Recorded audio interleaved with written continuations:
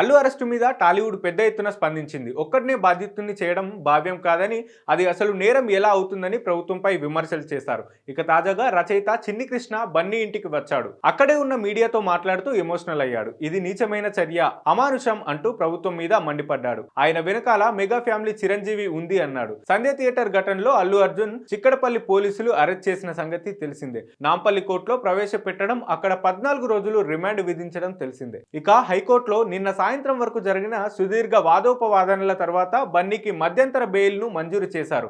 అయితే ఆ బెయిల్ కాపీలు సరిగ్గా లేవని, ఆలస్యంగా అప్లోడ్ చేశారని నెపంతో బన్నీని రాత్రంతా జైల్లోనే ఉంచారు. నేటి ఉదయం 6:45 బన్నీని విడుదల చేశారు. జైలు నుంచి బన్నీ నేరుగా గీతా ఆర్ట్స్ కార్యాలయానికి వెళ్లాడు. ప్రస్తుతం బన్నీ అక్కడే ఉన్నాడు. సెలబ్రిటీలంతా కూడా గీతా ఆర్ట్స్ కి వస్తున్నారు. అక్కడ బన్నీతో పాటుగా అరవింద్, మామ చంద్రశేఖర్ రెడ్డి ఉన్నారు. అక్కడి నుంచి తన ఇంటికి వెళ్లి తన భార్య పిల్లల్ని కలుసుకోనున్నాడు.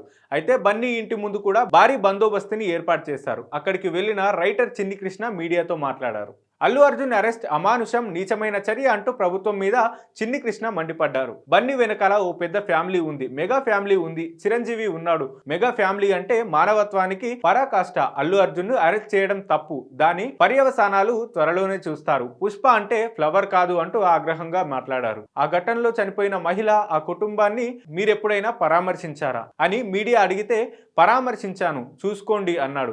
ఇక కావాలని అరెస్ట్ చేసి కక్ష సాధిస్తున్నారు అని చిన్ని కృష్ణ అంటే, అలా కక్ష సాధించే పని అయితే అదనపు షోలు, టికెట్ రేట్లు పెంచుకునే ఛాన్స్ ప్రభుత్వం ఎందుకు ఇస్తుంది అని రివర్స్ అడగడంతో చిన్ని కృష్ణ కాస్త అసహనానికి గురయ్యారు.